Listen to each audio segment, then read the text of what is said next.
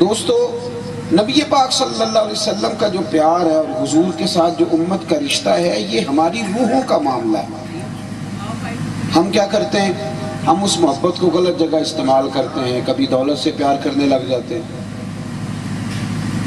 کبھی شہرت سے پیار کرنے لگ جاتے ہیں، کبھی اپنے آپ سے پیار کرنے لگ جاتے ہیں۔ یہ بہت سارے لوگ ہیں بیچارے سارا دن آئینے کے سامنے کھڑے رہتے ہیں، اپنی فوٹو اپنے موبائل پہ لگا کے سارا دن دیکھتے ہیں، نفس پرستی کا شکار ہو جاتے ہیں، اپنی خوبیاں سارا دن بیان کرتے رہتے ہیں، اپنے منہ سے اپنی تعریفیں کرتے ہیں، اپنے آپ سے پیار کرتے ہیں۔ بھائی، پیار اللہ نے دل میں دے کے بھیجا ہے، اور وہ پیار دیا ہے مدینے والے محبوب کا۔ اب ہم اس کو غلط جگہ استعمال کرتے ہیں تو وہ مس یوز ہو جاتا ہے۔ اگر آپ اس کا صحیح استعمال کریں، ہمارا زمانہ ہے بحث کا، محبت کا نہیں۔ ناراض نہ ہونا میری بات پہ، لیکن یہ بحث کا زمانہ ہے۔ آپ یہاں بٹھا لیں دو چار بندوں کو، ان سے کہیں کہ 5 گھنٹے بحث کرنی ہے، بتاؤ کون کون سا مولوی غلط ہے۔ آپ کرا لیں 5 گھنٹے بحث، پھر ان سے کہیں کہ جتنے پیر اس وقت ہے نا مارکیٹ میں، سب کی پگڑیوں کے پیچ کھول لیں، معاذ اللہ اب جو ہی کرنی ہے تو کرا لیں باتیں، آپ جتنی مرضی کرا لیں۔ اس کے بعد آپ کہیں سیاستدانوں کے پیچھے پڑ جاؤ تو کرا لو باتیں، لیکن انہی 2 آدمیوں کی ہاتھوں میں آپ تسبیح دیں، ان سے کہیں زیادہ نہیں، صرف 500 بار درود شریف پڑھو، یا نیند آ جاتی ہے یا کام یاد آ جاتا ہے۔ اور میرے بھائی، آپ بحث کرا لیں جتنی مرضی۔ کتنا زمانہ بیت گیا ہمیں سنتے ہوئے کہ ایک دفعہ درود شریف پڑھیں تو 10 رحمتیں نازل ہوتی ہیں۔ میرے پاس رپورٹیں موجود ہیں، تجزیاتی رپورٹیں، چلے کنفرم نہیں، لیکن جو ادارے رپورٹیں بیان کرتے ہیں تو پتہ چل جاتا ہے کتنے لوگ ہیں جو ہم مصلوں پہ بیٹھتے ہیں، کون سی مسجد ہے جو نماز کے بعد کتنی دیر کے بعد بند ہو جاتی ہے۔ پہلے کبھی گھروں کے اندر سے تلاوت کی آوازیں آتی تھیں۔ حضرت فضیل بن عیاض جیسے صوفی کہتے ہیں کہ میں جس بندے کی تلاوت سن کے توبہ کر گیا ہوں، میں نے اس کا چہرہ نہیں دیکھا، وہ تو اپنے گھر کے اندر بیٹھ کے قرآن پڑھ رہا تھا۔ میری بات کو سمجھیں، ہمارا وہ جو ذائقہ تھا نا، وہ جو ذوق تھا، وہ جو توانائی تھی ہماری، جو ہمارا احساس کا رشتہ تھا دین کے ساتھ، ہم نے بحث کی نظر کر دی ہے۔ اور ہمارے بہت سارے نوجوان بیچارے الجھ گئے ہیں، وہ کہتے ہیں ابھی تو میں نے فیصلہ ہی نہیں کیا کہ صحیح کون ہے، کیونکہ بحث ہی بڑی ہوتی ہے، اہل حق میں بڑی بحث ہوتی ہے، چھوٹی چھوٹی باتوں میں بہت سارے لوگ الجھ جاتے ہیں۔ اور مجھے اور آپ کو بھی بڑا ہی شوق ہو گیا ہے میرے دوست، دین ہماری تسلی کراتا ہے، دین ہماری، لیکن شرط یہ ہے کہ ہم سیکھنے کے لیے دین سیکھیں۔ اگر بحث کے لیے سیکھیں گے پھر کبھی تسلی، ہم سیکھنے کے لیے نہیں سیکھتے، بحث کرتے ہیں، الجھے رہتے ہیں۔ مزہ لینے والے اپنا مزہ لے کے چلے بھی جاتے ہیں۔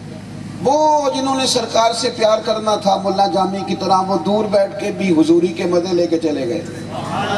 وہ ملا رومی کی طرح وہ درد سوز کیفیت کر کے چلے بھی گئے۔ ہماری ابھی بحث ہی نہیں ختم ہوئی۔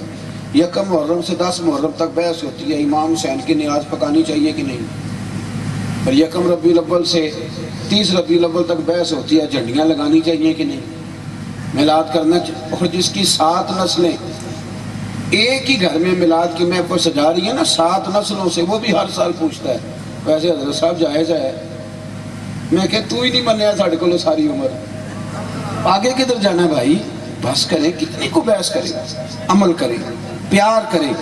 عقل کے گھوڑے دوڑانے والے لوگ بڑے رستے میں رہ گئے۔ او یارو، علامہ اقبال بڑے منطقی تھے، فلسفی تھے، لیکن آخری عمر میں رویا کرتے تھے۔ خرد عقل کو کہتے ہیں، فرماتے تھے خرد کی گتھیاں سلجھا چکا ہوں، یا رب مجھے صاحب جنوں کر دے۔ اللہ، میں نے عقل کی ساری گتھیاں سلجھا لی، اب میں مجنوں بن کے جینا چاہتا ہوں، مجھے اپنے رسول اللہ کا دیوانہ بنا دے، یا اللہ میرے اوپر مہربانی فرما، میں نے بڑی عقل دوڑا لی، بڑی۔ اور اقبال کہتے ہیں کہ جو عقل ہوتی ہے نا، عقل یہ 10 منٹ 15 منٹ یا 20 منٹ نہیں تنقید کرتی، یہ 24 گھنٹے تنقید کرتی۔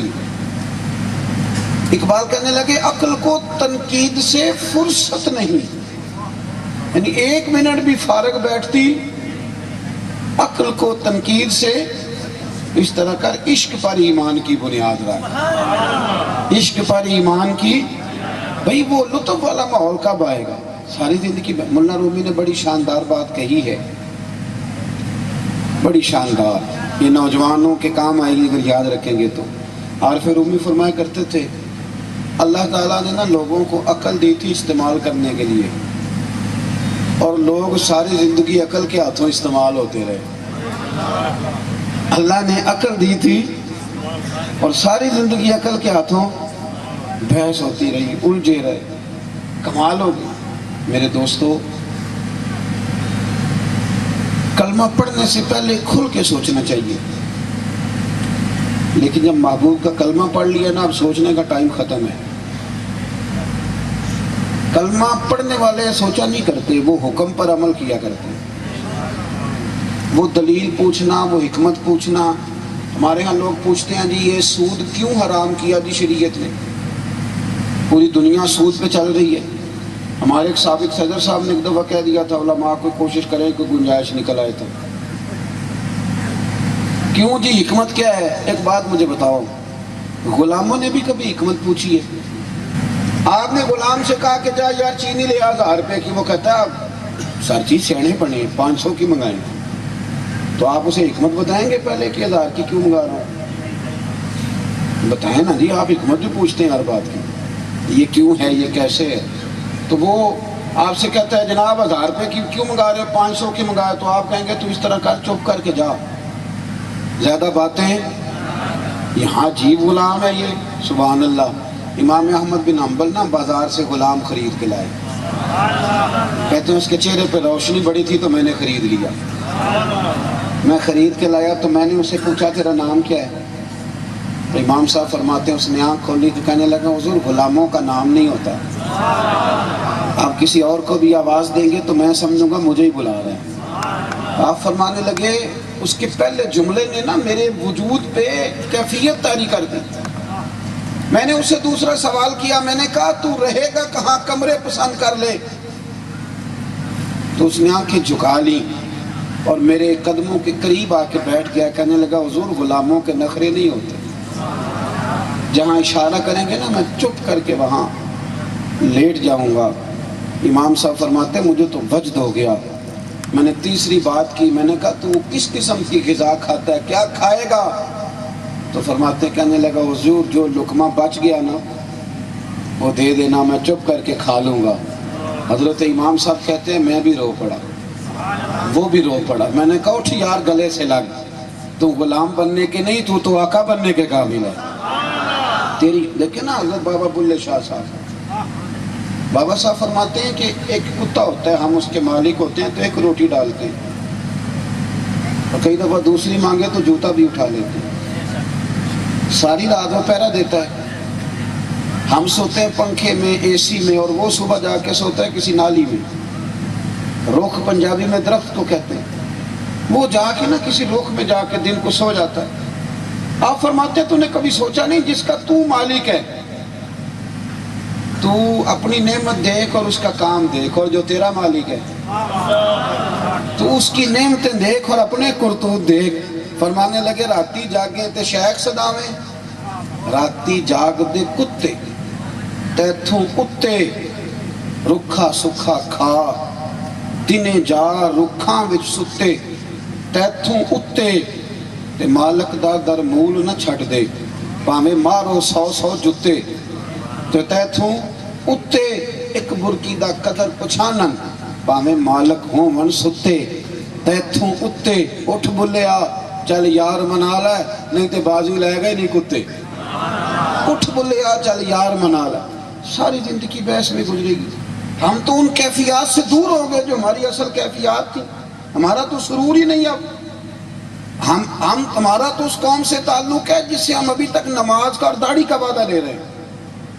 ابھی تک وہ جہاد کی بات اور وہ سوا عرب کافر کو مسلمان کرنے کی بات اور دنیا میں دین کا، وہ تو بڑی لمبی چوڑی باتیں ہیں نا، وہ پتہ نہیں ہم نے کب کرنی ہے۔ ابھی ہم جنازوں میں کھڑے ہو کے یہ اعلان کر رہے ہیں کہ میاں جنازہ کس کس کو آتا ہے۔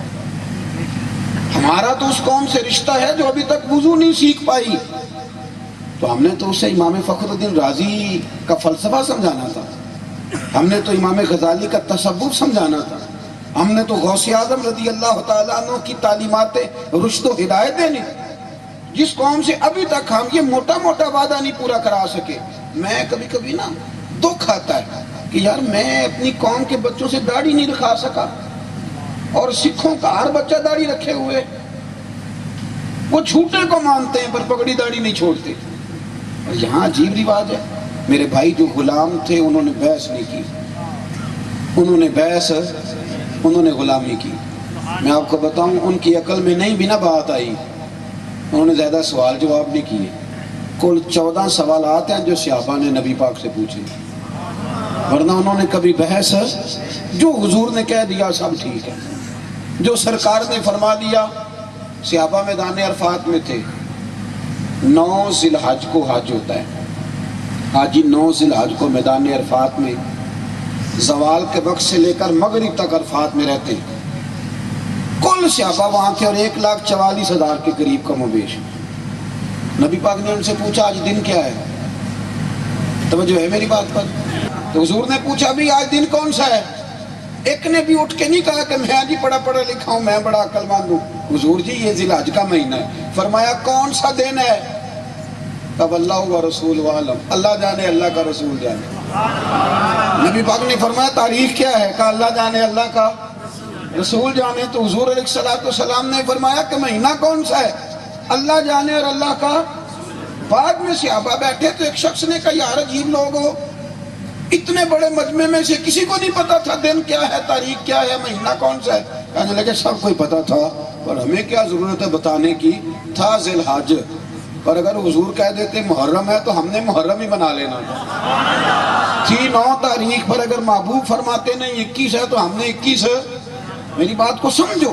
ہم نے نہ کبھی قطرے پہ غور کیا اور نہ دریا دیکھا، بس جہاں تیری جھلک دیکھی وہیں ڈوب گئے.